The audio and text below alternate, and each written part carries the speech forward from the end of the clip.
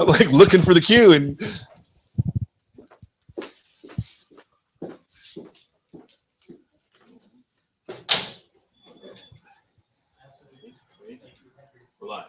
Hey, we're live. Okay, so welcome to the July 2016 Graphic Novel Month Club meeting 4.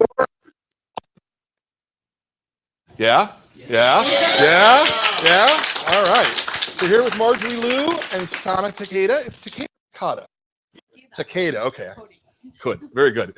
To discuss the book and discuss their careers, and then we'll go to audience questions, etc. I loved this book. I think you guys all did too, because this is just it's a beautiful, smart, well-written comic, and it's just the kind of thing that we love here. Let me start with you, Marjorie. Okay. You have had an interesting life in that you started off as a lawyer. Yes. And then you're a novelist, and now you're writing comics. Yes. Which is not the usual way the arc goes, I guess. Well, I don't know if there's really any normal way to becoming a writer, but I was a lawyer. I still am technically a lawyer, even though I haven't practiced since 2003, and I wouldn't wish me on my worst enemy. I'd be like terrible and terrifying. But you know, the thing is, when I was growing up, I loved to read. I was super, super passionate about reading. I lived in books. That's where I felt the happiest and the safest. And but I never actually thought I would be a writer. If you had told me all those years ago that I would be sitting here now with all of you wonderful people, and by the way, before I go any further, thank you guys for coming out tonight. Thank you guys for coming out tonight. It means so much to us. It means the world to us that you guys would take time out of your busy schedules on a weeknight to come here and be with us. It's super kind of you guys, and thank you so much for your support of the book. Really, thank you. That said, let me continue. But really, thank you. You know, I would never have dreamed. I would never have dreamed that I would be here today with all of you, with Sana, with Aki. And, you know, being a writer wasn't practical, right? Being a writer was something else other people did. People like in some fantasy land where writers live. And that wasn't my world. My dad is Chinese, my mom is white. I was the child of a good immigrant. You become a doctor, you become a lawyer, you become an engineer. That's what you do. You know, you get your good job, you buckle down, and that's it. That's it. You have hobbies, you know. But somewhere around law school, towards the end of law school, I had this sort of revelation that I love law school. I didn't want to be a lawyer for the rest of my life. And I didn't know what I was going to do. I really didn't. But I just knew I wanted to be something else. And I had never actually finished anything, like, other than fan fiction. I had never actually finished anything that I set out to write. And all of a sudden there was this voice in my head after I graduated from law school telling me now's the time. I was looking for jobs, couldn't find a job. A little voice saying, you got this free time, write. So I was really anal retentive. I wrote 3,000 words a day for 30 days. It's a numbers game. It's a numbers game, right? It is. No, it is. Yeah, and after 30 days, you have a novel. And that's what I did. And I spent, and it sucked so bad. I say this all the time. I cannot tell you guys enough how bad first drafts are meant to be, right? They're just supposed to be bad. And then you're supposed to go back and revise them. And that's what I did. I revised my book, took like 3 months, sent it out. By some stroke of luck, an editorial assistant picked it out of the slush pile. And 8 months later, I'd sold my first novel, got a 4-book deal, and decided not to practice law and write full time. Which made my parents just like faint in horror, which I understand why, completely understand why. But my entire family was like, ah! Ah! So, and one thing led to another. Like, listen, guys, like there is no way to predict how your life will turn out. No way to predict. I ended up writing an X-Men prose novel for Pocket called Dark Mirror. People at Marvel liked it.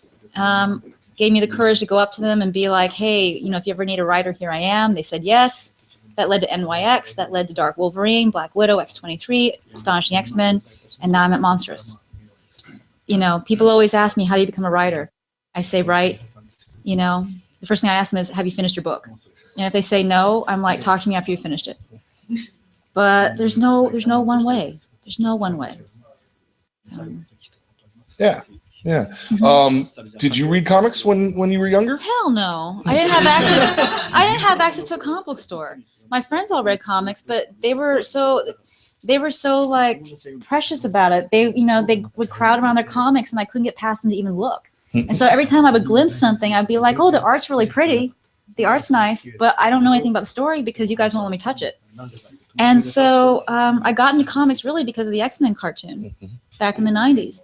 The one with that really great theme music, and where they're flying at each other across the sky in the opening credits. That's how I got into comics. And when I went to college when I was 18, finally I had a comic book store just down the street, and that's how I started reading them. Mm-hmm. That's a good time to get into comics too. That's not bad. Because your mind's open and looking for new ideas, and comics are new ideas, new ideas, all about new ideas, right? Mm-hmm. Yeah. Was it a challenge for you at all, the moving from company with a structure like Marvel to doing Image, which is essentially self-publishing? Yeah, I mean, the biggest struggle was that writing for Marvel, you were writing in someone else's playground. So you are writing pre-established characters. And that is, in itself is its own challenge, because you are, you have to adhere to, what is already, to sort of the formula of what this character is. But on the other hand, it also makes things easier because you know who this character is. You know this world. The world is actually quite simple. It's our world, but just slightly different. Monstress is not our world, but slightly different. It's a completely different world with completely different rules. Everything had to be built from the ground up, and it was incredibly difficult. I thought I knew how to write comics. I did not know how to write comics. I realized that after I started writing Monstress. I knew how to write work for hire, but work for hire is very different from doing creator-owned. It's a completely different animal. And that's actually something that Sana and I have been talking about too, which is that, this requires and demands of us many different things. Monstress demands of us to, we have to up our game in ways that we never really expected. And it's beautiful, but it's a lot of pressure too, because we want to create something that's excellent. And to create something that's excellent is really frightening, because it requires you to go beyond yourself. If you want to create something that's just good or good enough, that's fine. Like, that doesn't demand that much from you, because you can just stop when you feel like it's good enough. If you want to create something that you feel like is excellent, you have to go above and beyond what you think you're capable of doing. And that's what Monstress has asked of us. Yeah. Yeah. And one of the challenges when you're doing comics outside of the big two and their marketing muscle and their, the built-in audience that comes with that is that you have to be excellent. You can't be good anymore. It doesn't work. There's too many comics on the marketplace. Mm-hmm. And I think you guys have really risen to the challenge here. Thank you. I think we're really happy with it. Now you two worked together on X-23 for 6-8 issues, something like that. Longer than that. Was it? It was 2 arcs. Oh, okay. Actually, it was 3 arcs. Okay. Yeah. Is that why you're working together on this as opposed to a different artist? Well, yeah. Yeah, working with her. Yeah. No, I mean, I don't want to assume anything. Yeah, but I mean, you've seen Sana's art. Sana's like a mad hardcore genius. Yeah. I mean, like, would I work with anyone else? I don't know. Like, and I wanted to work with another Asian woman. But that, to me, Monstress could not, yes, thank you. Monstress would not be the book it was if I was working with a man or a white man. This had to be a book with another woman and with an Asian woman. There's just no other way around it. So what it seems to me that it's slightly more challenging collaborating in that you don't share the language. No, that's not a problem. It's not a problem. Okay. No, gosh, no. We share the same language. All right. Comics. Comics? No, we share the same language of the imagination and of creativity. And, it wouldn't matter if, Aki tells this joke. Tell the joke about if you weren't around. What joke? Oh, okay. Well, it's not, I guess it's not really a joke. But I've been with them for like a couple of years now. And, I've translated the X-23 books for Sana. And then for Monstress, it's a totally different experience. And before they started working together, they had several meetings in Japan. And when they met, I'm a translator, You don't understand. You know, I come in handy. But usually when they get together, even though some of them speak, like they full sister. I mean, I'm sure they're like, you know, some sort of a married couple or sister in the mid 16th century or something like in China. I don't know what, but they had some sort of bond that it's hard to tell. But these things are really, you know, like exist. I mean, I'm not like a spiritual guy or like, oh, there is God in this world. No, I'm not that kind of guy. But still, these ladies have something in common, and that's why Monsters is a wonderful book, because if it wasn't for these two people, this comic will never be in this world. But it's something of a synergy that you can't imagine happen. So words are just words. I mean, it's just a little something that you guys read, understand. But, you know, it's kind of like, you know, Marjorie said, when you have some kind of idea, Sana dives into your brain and just grabs something from your soul that's beyond the word that you type from the computer. And, you know, like it's vice versa. So Mechanically, how do you work? Is it like plot, sort of Marvel style, I guess, you know? No, I mean, I've always written very organically. This is something we were also discussing recently, which is that when I create, I layer. So, and which is something that you probably shouldn't do when you write comics, because everything, you need to know the story ahead of time so you can create each arc, like each chapter in each issue. So, you know, because once you turn in that issue, it's really hard to go back and revise, and the arc's kind of stuck. Whereas with a novel, I could write 400 pages of a novel and decide the first page sucked and go back and change it and realize, oh, well, that changes the entire story. And that'd be okay because it's just a novel. Whereas with a comic, once the art is done, you're done. You're done. So, but yet at the same time, writing a book like Monstress is still a very organic process where, you know, I'll start writing and then I'll layer things in, I'll take things out, I'll layer more in, take things out. And I do that with plot, I do that with character. You know, you should ask Sana about how she deals with the art, because I think our process is rather similar. But this is the question. What is it that you're giving her? Are you talking about it on the phone, or are you giving her? I just write a script. So you're writing a full script, Yeah. like page by page. Okay, okay. And what's the challenge for you then, or if there are challenges?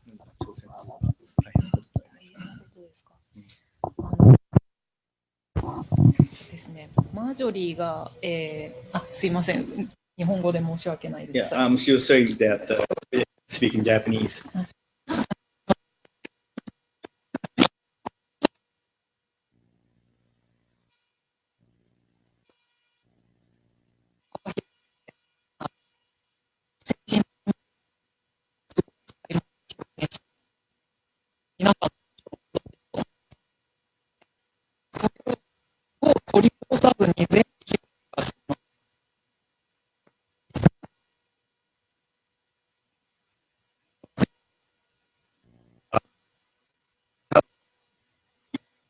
Diverse pattern of expression, and she has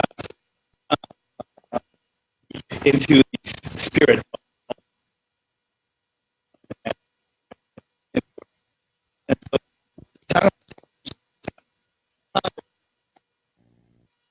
Without dropping from her script, she's gonna take everything, but she doesn't want to like leave nothing behind from her script. So that's like a challenge for her.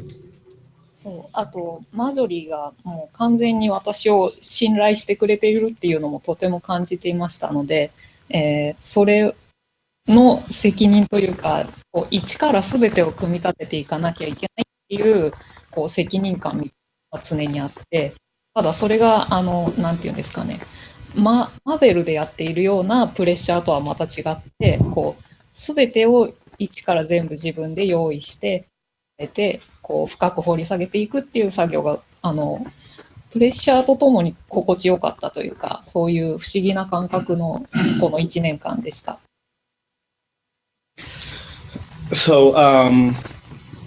thankfully, Marjorie relies on Sana.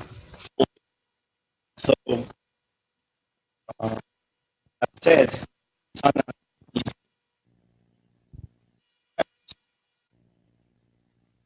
like the person of this character.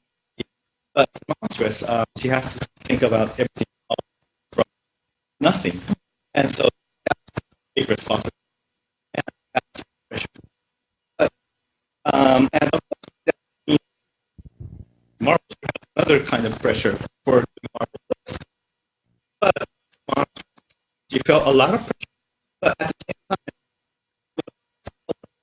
it feels It's always a good challenge to work with yours. It's your vision. You're passionate about. It's a great thing. Oh, yes, Cameron. Quick question. For Monsters, what was it about Sana that made you want to work with this? You mentioned earlier, was it just the fact that you guys with being Asian creators together? Or was there something a little bit more than you didn't see in any other creator? Well, when we worked on X-23 together, I worked with, several different artists on X-23, and I love them all.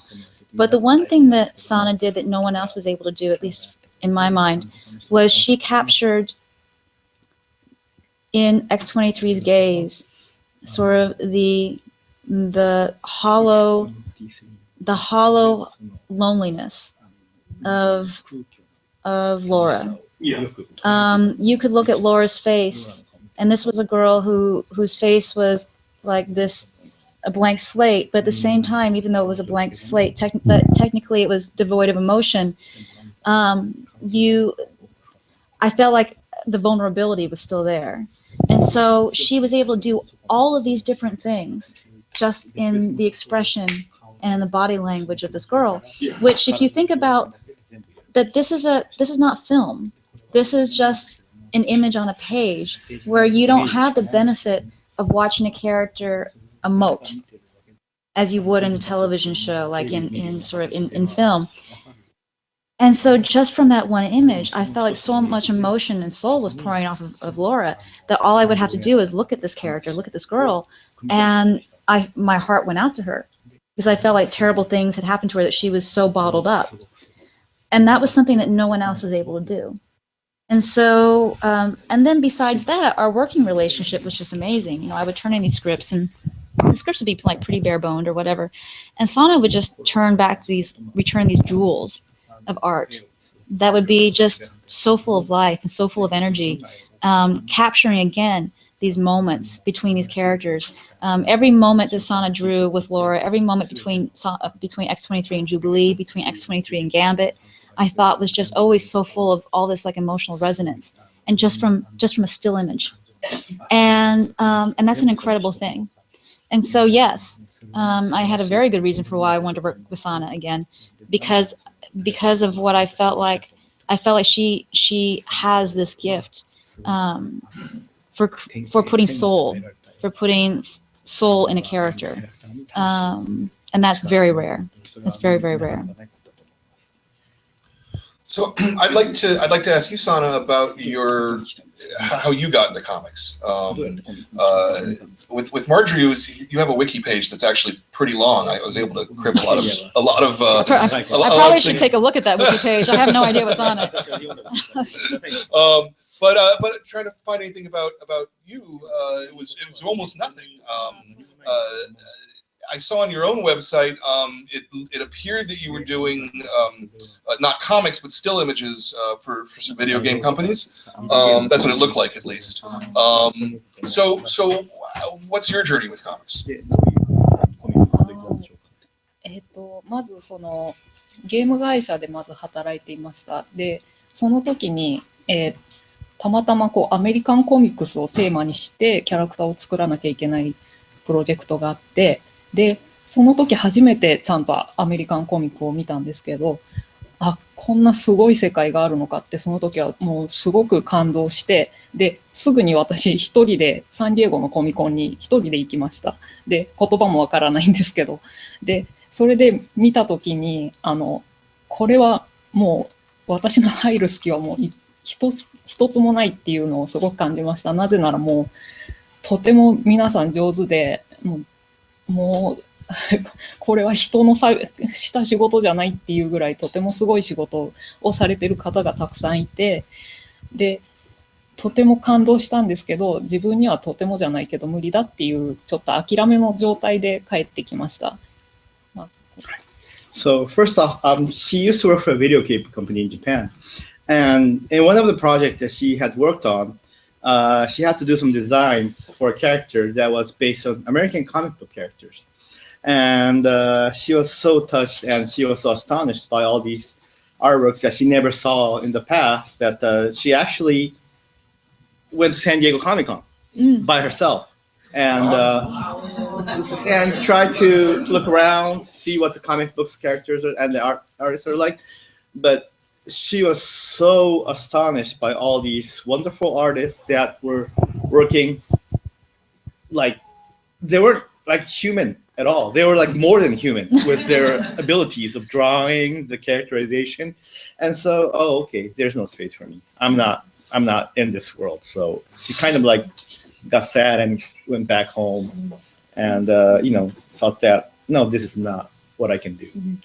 でその後に会社をまずゲーム会社を辞めて、で、子供向けの絵本の仕事をちょっとしていたんですけれども、それがちょっといろいろな大人の事情でダメになってしまいまして、でその時にその仕事がダメになったから、とりあえずご飯を食べるために仕事をしなきゃいけないって思って、こうまたちょっと、ビデオゲームの仕事をもらいながら、マーベルの方に作品を送って、でももちろん返事なんか来なくって、で、とりあえずゲームの仕事をずっとやっていたんですけれども、1年半か2年ぐらい経った時に急にそちらの方から返事が来て、で一緒にやりませんかっていう話で、それがマーベルの方からの話だったんですけど。So after that, she actually quit her job at the video game company and started working on a children's book. And so that was what she was supposed to do, but there were some consequences that she cannot control, and the project kind of got into, it just went out. And so she had to keep living, so she needed a job. And so while she was trying to get more work from the video company as a work for hire thing, she also made a portfolio and sent it over to Marvel Comics. But she never got an answer. So she kept on working on work for hire stuff, for video game stuff. But then about a year and a half, probably like 2 years later, after she suddenly got a contact from Marvel Comics and said that, would you like to work with us? And that kind of started. その時は意味が分からなくて、でとりあえず何かの冗談だとは思ったんですけどまあ今思ってもあれは何かの偶然か運が良かったか、この選んだ人がちょっとインフルエンザだったかだと思うんです、はい、本当にラッキーでした、私の場合は。So when she actually got that contact, she couldn't understand what was happening. And so she thought it was some kind of a practical joke that she was put on, or maybe, it was just a lucky thing, or, some kind of a by chance got this mail, or even maybe the guy who contacted her was in the flu, so he got a little crazy. So, but she never believed in what happened. でもそんな状態でお仕事をいただいたので、もちろんスタートはっていうか、スタートから今まではもうついていくので必死というか、自分のレベルをどうにかしなきゃいけないっていうことで、もうずっと今までやってきて、まあその状態は今も続いています。So it was that kind of a start that she couldn't believe what she was doing. So, well, she tried and tried and tried. I mean, it was like, she had to do her full, but she still is, not, she thinks that she's not qualified. So she's still trying hard to be a part of the industry, but she still thinks that she's not really qualified in the industry. Wow. She's crazy. That's a little nuts, yeah. Was your 何にも嘘は言ってま She's not lying at all. I know you're not lying. That's the crazy part. Yes, it's the truth. 正直に言ってます She's honest. was your contact CB Cebulski? Yeah. Yes, that was Stevie Cebulski. So I found it interesting that one of the books that you worked on was a book with CB, but not at Marvel. He was a Marvel employee at the time. No, actually, He wasn't? He was like a work. What do you call it? Like not a work for hire, but he had the double work. Oh, He was okay. able to like work at Marvel, but he was also able to do his stuff too Mhm. at a certain point. But Yeah. at a certain point, he actually got promoted, and he was actually a employee. And now he's like a big honcho there. But, Yeah. What's the next question I was going to ask you? So what was there a challenge for you in learning how to tell a story visually? Because doing still single illustrations are very different than doing panel to panel continuity.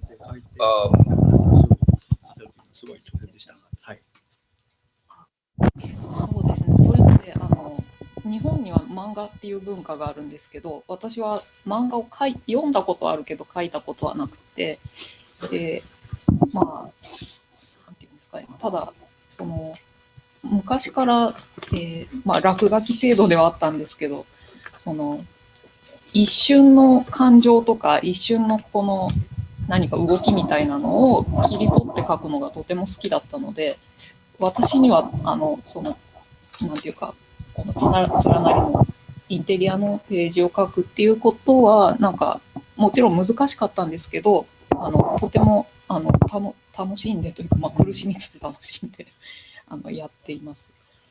So actually, until she got this work from Marvel, she never had worked on in sequential art at all. In Japan, I hope you know that we have a culture called manga, and of course, she has read it, but she's never drawn any manga until this day. She still hasn't drawn any manga in Japan, but she likes to doodle, and when she doodles, she likes to draw to cut out like like a single moment of the movement or like single moment of people's expression. So that was something that she liked to do. And so when you think of that as sequential panels, it kind of was natural for her to draw that kind of thing. But so she enjoyed it, but it was also a very hard thing to do at the same time. Well, you're very much like Aphrodite coming out of the ocean, being astonishingly beautiful from not having any training to do that or anything. I'm very impressed with that. That impresses me even more because your sequential storytelling is fantastic. Yes. Not just your draftsmanship, your line work is gorgeous, but you really sequentially tell a story in a fantastic way.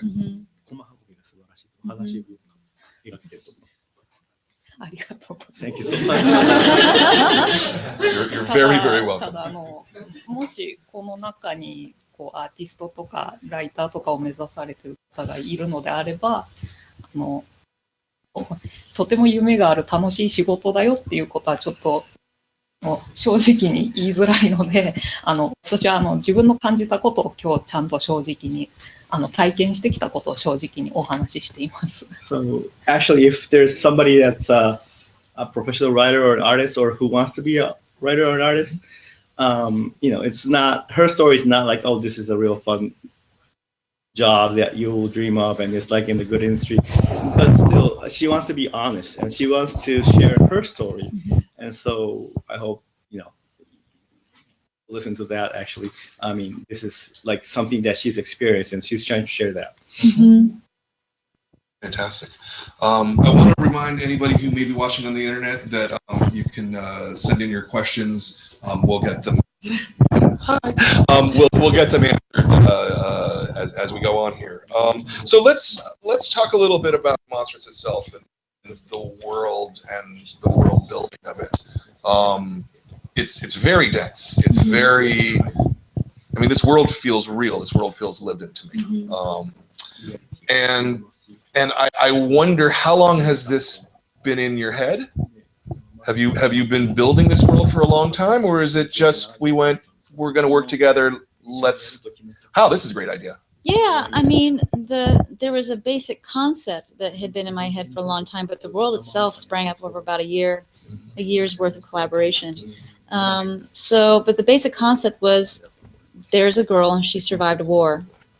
And then later there was another basic concept where there's a girl and she survived a war and she has a psychic link to a monster, like a Godzilla-like monster. And that was it. That was it. And that's what I went to Sana with. And as work began on the book, on my end, as work began for me trying to write the story and develop the world, what I realized was that this was a really big world.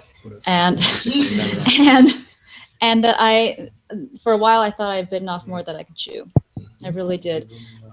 What made things easier later on was that we reconceptualized the monster. So in the beginning, this was going to be a world that was populated by Godzilla-like monsters, like big leviathans. And we actually thought this was going to be the case when we went to Image Expo and first announced the book. That was still the plan, that there were going to be giant monsters roaming around, blah, blah, blah. Well, the problem is, it's really hard to write giant monsters and humanize them, especially when one of them has a link with, a young woman. Like, it's just hard to do. And so what happened was, the turning point was that Sana supplied me with this beautiful concept art of these creatures. And they weren't just these, massive monsters. They were apparitions. They were spectral. They were magical. One day we'll probably publish some of these pinups of these creatures, because they're like mind-blowing. They were mind-blowingly beautiful. And I saw this and I thought, okay, this is so beautiful that this has to be in the book. I'll do anything to have this in the book. And B, it inspired me to rethink the monsters, because these were spectral. And I thought, well, these aren't flesh and blood monsters, these are ghosts. And because they're ghosts can possess people. And ghosts can go places where flesh and blood creatures can't. And so that's what changed everything. And that's when really the world building began to sort of kick in. But all of these different elements, everything from the Arcanics, the Cumea,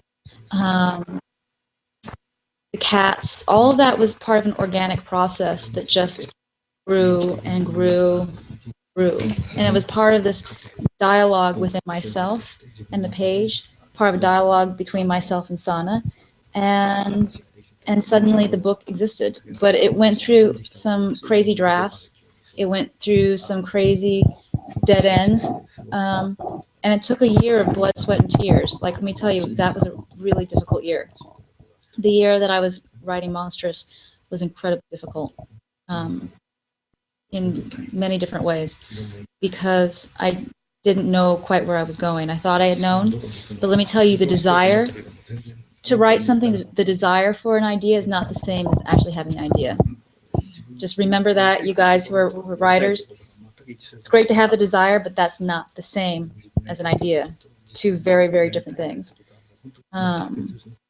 And I had to translate my desire into something that was concrete, that could become a book. And that took a really long time. So. Yeah, the word I use to describe this book is luminous. Oh, well, thank you. Because that's very much how it feels to me. But what's interesting is it's really dark and violent and the absolute opposite of luminous, and yet it kind of transcends that. And that's one of the things that really impressed me the most. Thank you. Very kind. Thank you so much. Yeah. Thank you. Yeah. We have questions for the audience. Oh, Sienna Jane. Actually, about the apparitions that you guys were mentioning, Sana, where do you get your influence from? Because it blows my mind that this is like your first time doing, or like not your first time, but it blows my mind that like you didn't train for Comix, and yet the world that like you've created visually is insane. And like, where do you draw your influences from everything? because it just blew my mind. 素晴らしいものだと思うんですけど、それはどこからその褒めすぎ。それは褒めすぎです。 She said that you're too nice. 影響、それはモンストレスかっていうから。そのその最初のそのモンスターの影響というかその何がアイディアを与えたかってことだと思います。モンストレスね。まずじゃあモンストレスに関してですけど、まず、最初にマージョリーの方から、このプロジェクトを始めるときに、怪獣と妖怪、あと少女という3つのワードを聞かされました。でどうしたらいいかちょっとわからなかったんですけど、それをもらったときに。ただ、さっきマージョリーもちょっと話したんですけど、その日本人の私の感覚としては、怪獣っていうのは、もうちょっと物理的なもので、妖怪っていうのはもうちょっと精神的なものっていう捉え方だったんですね。で、それをどう組み合わせていくかっていうことでもいろいろこう悩んだんですけど、インフルエンスっていうとちょっと難しいんですけど、そうですね。なんて言ったらいいかな。全然日本語でしかそうですね。まずそのワードと彼女のビジュアルというか彼女のイメージを聞いたときに何かとてつもなくこう恐怖を感じるものを何か作らなきゃいけないっていうことを感じたので、まず自分が純粋に子供の頃何を怖いと思っていたのかとか何に恐怖を感じるかでどういった風景に恐怖を感じるかっていうことをまず全て自分の人生をぐっと振り返って組み立ててみました。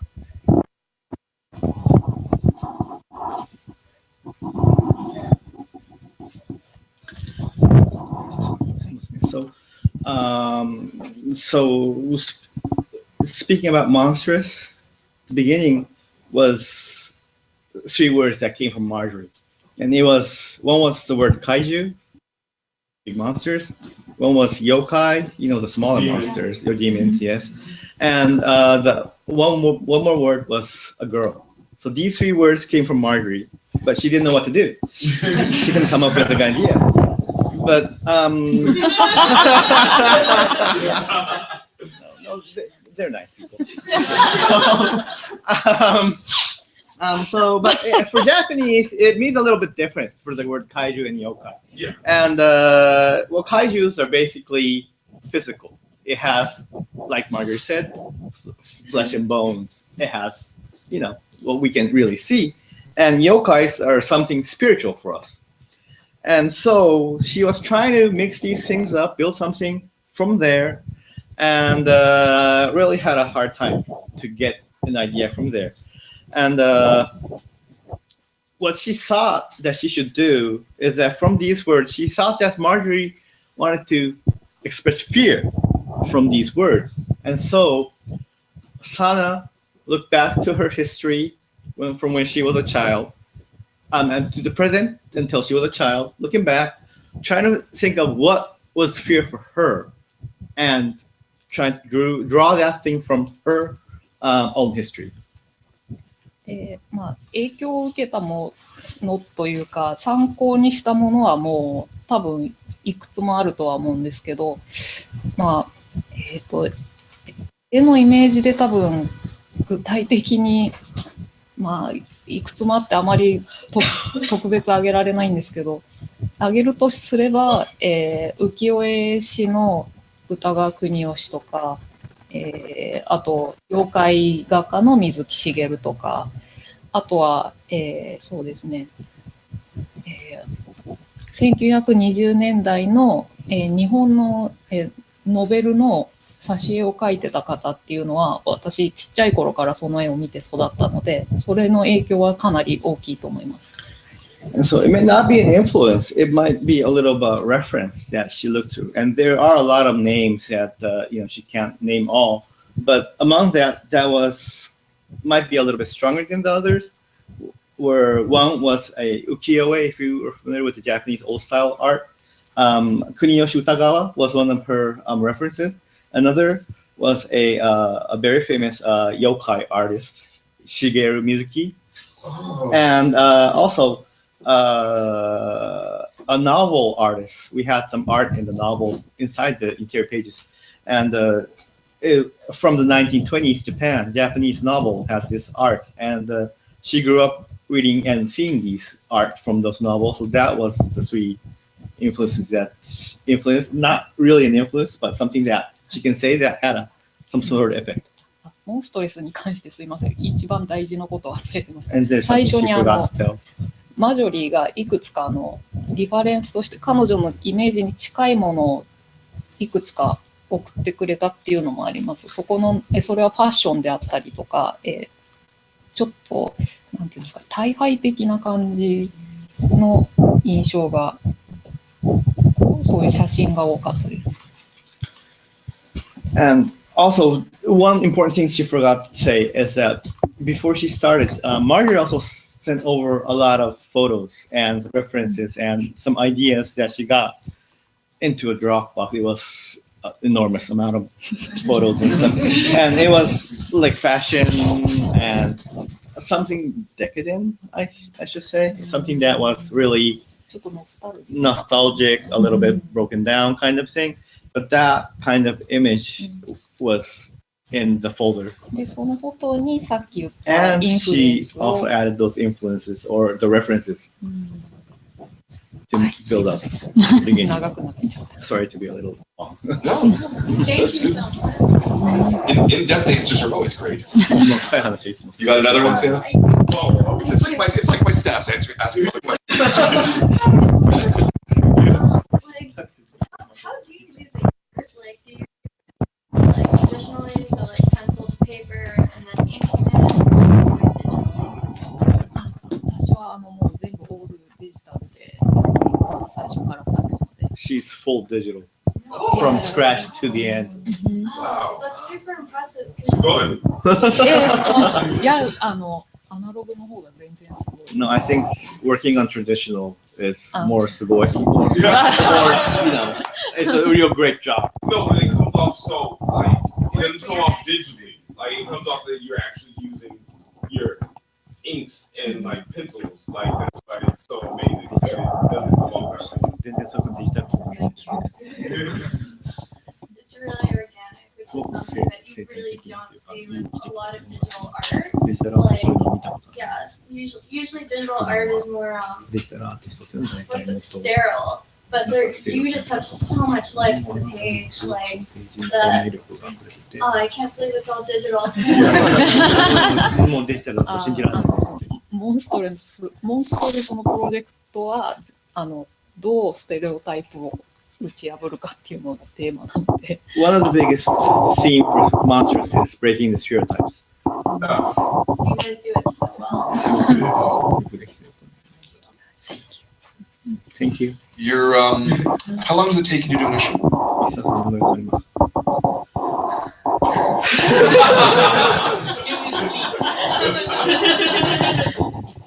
一応ベーシカリーは6週間。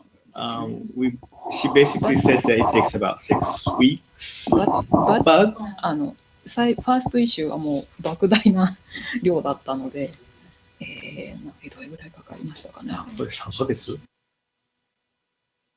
設定もあったし、設定も考えなきゃいけなかっいや、たし。 4ヶ月です。あれだけではい。いや、その、ページだけでってことデザインなしで。デザインも含めてデザイン含めてですよね。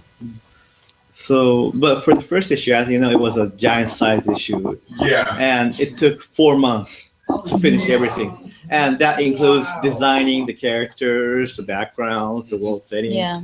あんな辛かった夏はなかったです。 It was one of her toughest summer in her life. でもあんな楽しい夏もなかった。 But she also had a fun time as well. So you're going to follow what we would call the saga model, I guess. You'll put out a number of issues in an arc and then take some time off. Well, that's actually required now of all image titles, Yeah. where we take a break between arcs. And so we're on our break and we come back. We come back with issue 7 in the fall. So yeah, it's a brand new part of the world. Nice. Everyone's super excited for it. Thank you. Questions from my not staff? John. One thing that jumped out to me at first was the level of density in all areas, and thank you for taking the time to make something so rich that it requires one's full investment to actually understand and get the to fully put yourself in. Trying that's all sense. The main character, Micah. The thing is, I got myself into a lot of trouble early on because I had a lot of favorite toys that I wanted to play with, and I kept losing focus. That the only thing that I needed to pay attention to was the heroine, Micah, and her journey, and it wasn't until I actually realized that that the story really began coming together. Because, yeah, I mean, I got everything I wanted in this book. I wanted war, I wanted death, I wanted cats. I wanted a lot of cats. But you know, if you don't have an emotional heart of the story you're working on, none of that matters. Like, that's just all filler. That's all it's like cheap decoration. You need something to hang it on. Like, you got your Christmas ornaments, but you need the tree. Yeah. And so Mike is the tree. And occasionally I do find myself straying from that. I forget, because I get so excited by all the toys I've got in this world that I forget that I've got a tree that I need to hang them on.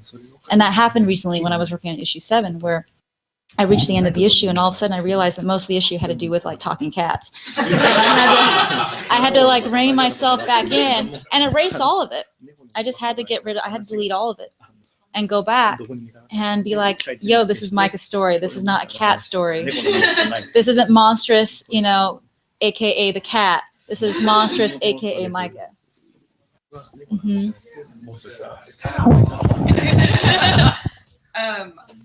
So we talked a little bit about Sana's influences and where you got your ideas for the imagery, but I'm curious, Marjorie, about your influences in terms of creating the mythos, because it seems like I could pick out maybe like a little bit of,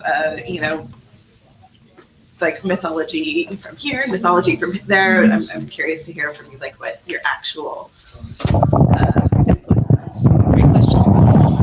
So the thing that you need to remember is that the scholarly term, the scholarly term, the Orient, encompasses, historically encompassed North Africa, the Middle East, and Asia. It wasn't just China and Japan. It was all of these different areas, and that the Asia that I know and the Asia I love is one that is hybridic. It is.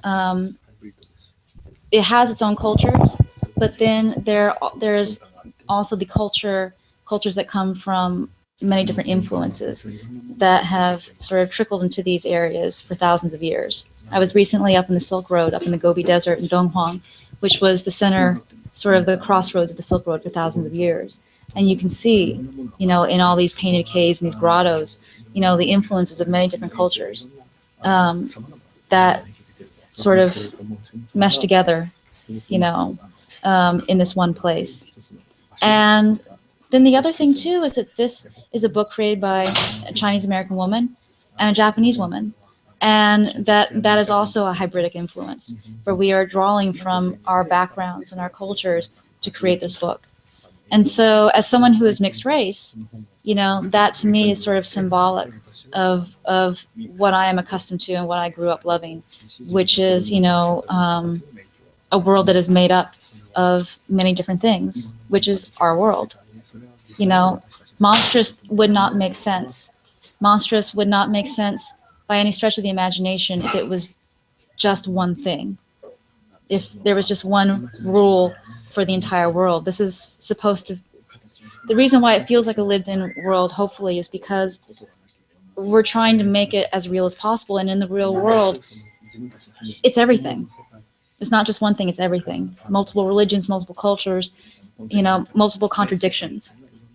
And, you know, and it's fun to write. It's really fun to write.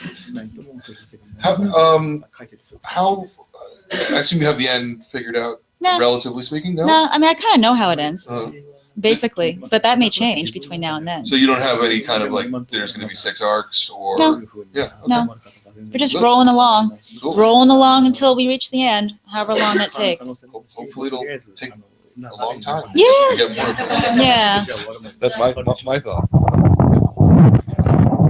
So we were talking about like Micah being the center of the story, and Micah's goal is to not lose herself, to not lose her humanity when she has these urges to kill from this monster inside her. And I thought it was very interesting when she finally gains some control in the 6th issue, she ends up losing more of her human body. So like, how is she going to gain control without losing her humanity if becoming more powerful involves losing part of herself? That is a really good question. That's a really insightful question that's no one asked ever yet before. There's no good way to answer that without spoiling things, unfortunately. And I don't want to give you one of those answers, which is just, you know, you have to read the book, because that's kind of lame, and that's sort of mean sometimes. What I will say is that this is one of the contradictions that people have to live with. You know, when you survive something that's really terrible, when you are coming back from a really awful trauma, the way that you reconstruct yourself requires sometimes sacrifices, where you have to let go of things that you really want to hold on to. But in order to become a new person who is more than the person you were before, more than the person who survived whatever you went through, you can't come out of that the same. Something's going to be left behind. And so that's part of Micah's journey. You know, there will be literal things left behind. There will be spiritual things left behind. And part of her journey also is how she's got a literal monster inside of her. And how do you reconcile that? And how do you learn to cooperate with this thing that's inside of you? Yeah. Yeah. Mm-hmm. I have a question from the internet from Peter Wong. Mm-hmm. Hi, Peter. Peter says, I'm not going to speculate how Sana can draw all that detail without going blind. What artists or architecture have you drawn on for creating Monstress? Yeah.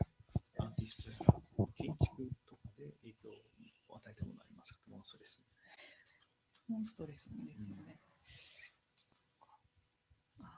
そうですね。すぐに出てこない。She can't come up with one instantly. Actually, sorry about this. そうですね。なんか多分いろんな要素が入ってるので。It's a mix of a lot of things. ですね。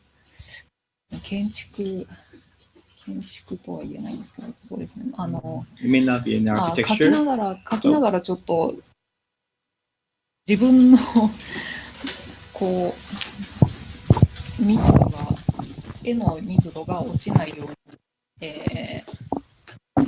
日本の漫画のアキラとそういったものをちょっと、あとナウシカだったりとか、何かこう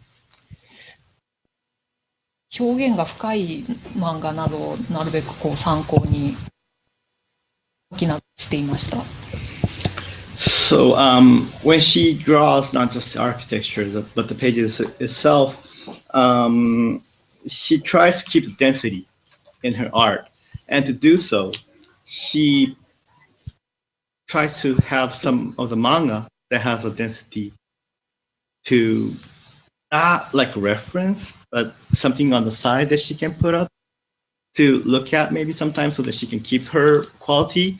And those mangas were like Akira by Katsuhiro Otomo and Nausicaa, the Valley of the Wind by Hayao Miyazaki. Those were like two of the mangas that she's been like looking at. It's not like a direct influence or anything, but you know, maybe to kick her butt.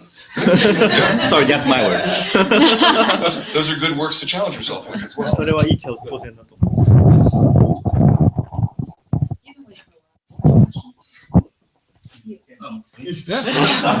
I don't want to derail things, but is it all right if I ask a question about NYX? Sure. I don't want to know what presented to me. If I had was, I was hoping it's like I don't know, for lack of a better term, real Hollywood story about introducing X-23 to the comic universe from the cartoon. I actually wasn't responsible for that. I wasn't the one who, I did write NYX. I wrote NYX No Way Home, but by then I believe X-23 had already been introduced to the Marvel Universe in the very first volume of NYX. Yeah. Which was Quesada, I think. Yeah, that was Quesada. No worries. But you were given a sorry, you were given a world that and a character that really was kind of a blank slate at that point. I mean, X-23? Yeah. Yeah, I mean, the thing about X-23, she was more or less a blank slate in the sense that up until then, she was just a killing machine. So she was part of X-Force, and she was sent in to kill, and that's what she was good at. And so my job was to give her a life. And what struck me immediately, and this is something that I think I mentioned for the first time yesterday or at another event, which is that I stopped writing Black Widow to write X-23. I could have continued writing Black Widow, and I stopped because I was so taken with X-23's character.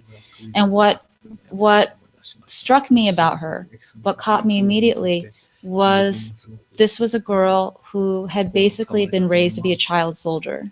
She was a slave, and she never had been taught that she had a choice, and that even when she was with the X-Men of all people never taught her she had a choice. They never taught her she could choose her own life. And that stunned me, that this was a character who was not protected by the people who should have protected her most.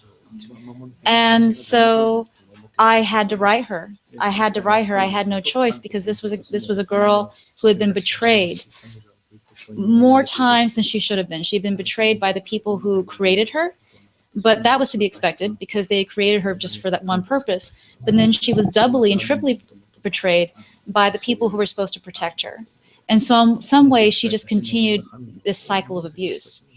And my job as the writer of Laura was to break the cycle of abuse and to create a story in which she would go on this journey in which she realized that she was her own person and that she had the right and she was entitled to take up space and to make her own choices and to be a fully realized human being and not just to be this puppet that so often society, the puppet that they expected her to be, but also the puppet that society often believes that women should be, right? And so that was X-23 to me. And I loved writing Black Widow, but Black Widow was a grown-ass woman who had already learned these lessons. She had been a child soldier who had learned all these lessons, and she'd been through this. But X-23 was at the beginning of her journey, and that was a character that spoke to me immediately and who I had to write for. It's interesting because it really is an arc between Black Widow, X-23. Black Widow is the end, and X-23 is the beginning. Yeah. Mm-hmm. And this seems like it ties in very closely too, in a way. Girls and monsters, girls and War. girls who have been taught that and who feel boxed in, who feel like they don't have a voice anymore. That's my bugaboo. Yeah. Mm-hmm. So I know that diversity is very important to you, as well as having the voice about racism in your titles. Where do you see your strongest points being made within Monstress in regards to race and diversity, and because it's interesting because you have so many just amazingly strong female characters, and the male characters are almost like barely there in sidelines. I think you did that on purpose. So no, it's a good thing. We need that book. But where are your strongest points being made within Monstress? Like, what's the message as far as what you want to say about diversity, about racism, about a female place in culture? That's a really great question. I've said it before. People are probably getting tired of hearing me say it, but I myself am tired of watching television shows and movies in which there are like a million dudes and only one woman. You know, where there are like teams, like superhero teams, where it's like a bunch of dudes, and you know, and then like again one woman. I mean, a virus did not wipe out all of women. Like they're, you know, we make up half the world. We make up half the imaginary of the world. And yet in a lot of commercial fiction, a lot of popular culture, we are not seen. Or when we are seen, we fit a very particular role. We are the kick-ass woman, we are the virgin, or we are the whore. And never the change on. That sucks. That really, really, really sucks. And I'm sick of it. I'm sick of it. I'm tired of it. I don't want to read it anymore. I'm really sick of watching films like Ex Machina as these tremendous works of feminist fiction, when instead they perpetuate this patriarchal, this male gaze view of what a woman should be and the roles of women, where you have this female android and her humanity is, they bring in a dude. A man is brought in to judge whether or not this android is human enough, this female android. Okay, that was my first problem with this. B, that this is, again, all written through the male gaze, that this is a female character who uses her sexuality to entrap, you know, the male character. Where have we seen that before? That happens over and over and over again. And then the Orientalism, the racism of this film, in which you have this Asian, you know, this Japanese female sex slave, the way that Asian women are always over-sexualized, hypersexualized, drives me insane. I hate it. And you see this character where she only exists to please this white man, or please this dude. You know, and then the only way this girl, this Asian android gets agency is when the white android, the white female android, whispers in her ear and tells her what to do.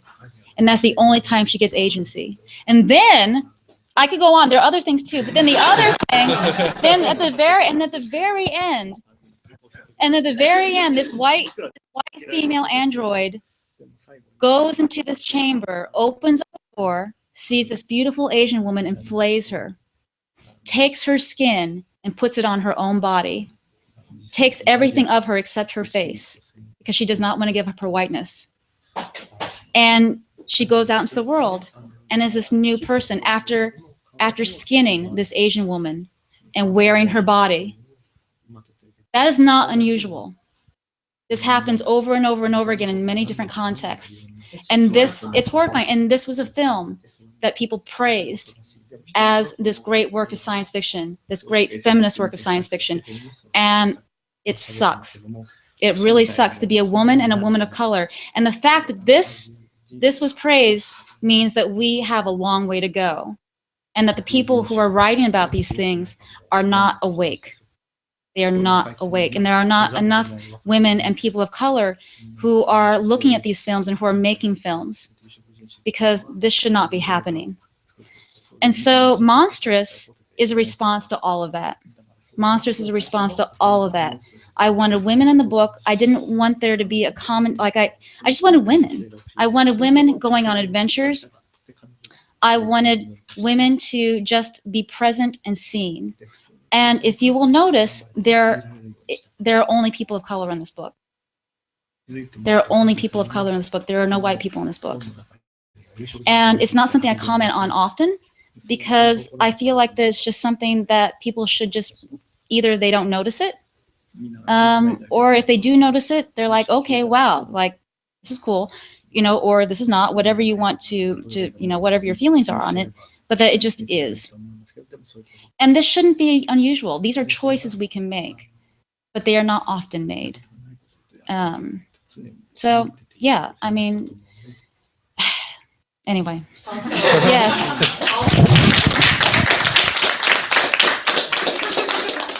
Also, thank you for having women of all sizes in your book. Because we don't see that very often. We're people. We are people too. I know. Every superhero woman is, you know, done in a way that half the time it looks like she'd fall over if she were a real life lady from just the chest size. Where are her organs? Yeah, right. Does she have organs? So it's wonderful to just see a broad variety of physical forms. And Sana gets a lot of credit for that too, because Sana, you'll notice every woman looks different. They do. It's wonderful. There isn't just one type of woman. There isn't. Everyone looks different. You know, everyone has their own life. Okay, one more question, because you've been dying. You two, you, and then we'll keep it moving. It takes Sana 6 weeks to draw. How long does it take you to draft? I'm always driving these two totally crazy because I'm always turning in scripts at the last minute, because it's just at the last minute I'm like, you know, this isn't right. This isn't right. So it takes me a while to draft each script. It takes probably about as long for me to draft a script as it takes for her to draw one. Okay. First of all, to add on to that question, it's one thing to read comics, and I've been reading them for a while, but it's another thing to see yourself in the comic. I don't think I've ever connected with another comic this way, because I've never seen myself within a comic. I can wish I was Wolverine all the time, but I'm not going to imagine myself as him.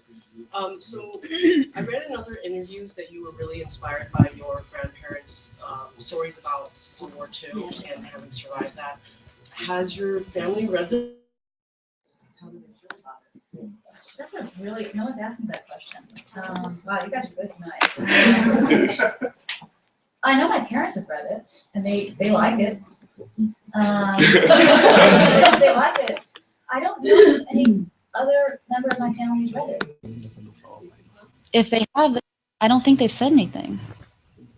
Yeah. What did your parents say? They thought it was good. I mean, better than my parents. So yeah, I really want to know this.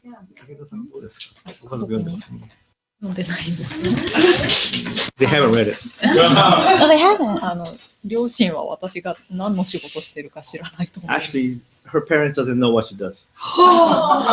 Wait, what? I didn't know that. She's too shy to say what she's doing. They don't ask? もうちっちゃい頃からこうやって絵を描いてた子だった。 Whenever she drew, she covered her art with her arm, and so that nobody would see it. Your parents don't Google her? No, actually, she's using a working name, so her actual name is a little different than her. I mean, the real name. You're learning all kinds of stuff. I had no idea. Oh, we're gonna have to have a conversation about this later. That's the Christmas gift this year. All right, I think we have time for one more question. I mean, mine's kind of a technical world building question, because I'm very interested by the idiom that the witches use. Yeah. And like, there's been mention in some stories like of arcanics and having children together, but the children are like always immediately killed. But like, if a command and an arcanic had a child together, could that child inherit both of their powers? And could the child use its own idiom to do magic, but would that be slowly killing It's a really good question. I'm not going to answer that question. That is one question where I'm going to be lame and not answer that question. Every time she asks you a question, you say that. Because she's asking really good questions. She's asking really good questions. But if Ilium is a limited source, could it use its own Ilium, but would the Ilium replenish, or would it die, or would it just lose magic eventually? Because does an arcanic need Ilium to live? No, well, okay. Well, let's get technical for a second. So the Ilium is a byproduct of sort of how do I describe this without putting myself in a box? You don't have to answer.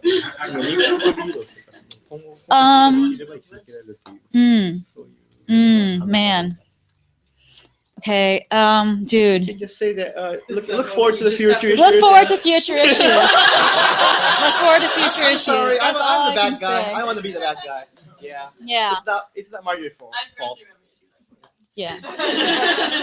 But you've asked two really excellent questions tonight. Yeah. Okay. Yeah. Look forward to sorry. Look forward to future issues. Look forward to the future of Monstress. Thank you. Yes. Sorry. Guys. Okay, just one more and then we're done. So I know you just said that you would eventually publish perhaps some of the stories, right? I heard that there is a sketch art book that was only available in Japan in Comic-Con, and I was wondering if you knew where that would be amazing. You can come to her house and get it. But you've just been invited. Yeah, and she'll give you some tea too. Yeah. So our address is I'm not gonna tell that. We're on www, right? So it's gonna spoil out to the whole world. No, that's a joke. But probably. 前から話はしてますが、今までの作る過程でのスケッチはどこかで必ず皆さんにお見せしたいっていう計画はあります。They have a plan to show every single sketch that they made for the book at some point. Yeah. So you guys have been absolutely wonderful. Like you guys really are just so wonderful. You've asked such great questions tonight, and honest to God, thank you so much for reading this book and for being so supportive of us. Like it really means the world to us. Y'all are just wonderful. Thank you. And thank you for having us here. Oh, no, thank you for doing a good comic. That's thank you. It's all about the work, you know? It's all about the work. It's all about the work. Monstress. Next month, the date of the I'll send it out in the email. But next month's book is The Longest Day of the Future by Lucas Varela, and it'll be our first silent graphic novel. It's really, really cool. It's deep and rich, and it will take you a really long time to read it, but in a good way, because you'll be processing it. It's a terrific book. So look for that next month. I want to thank Marjorie for coming here, and I want Sana for coming here. And you as well, Aki, for coming and translating. I very much appreciate Aki, we love you. Thank you very much. Thank you so much for having me. Thanks very much, and we'll see you next month.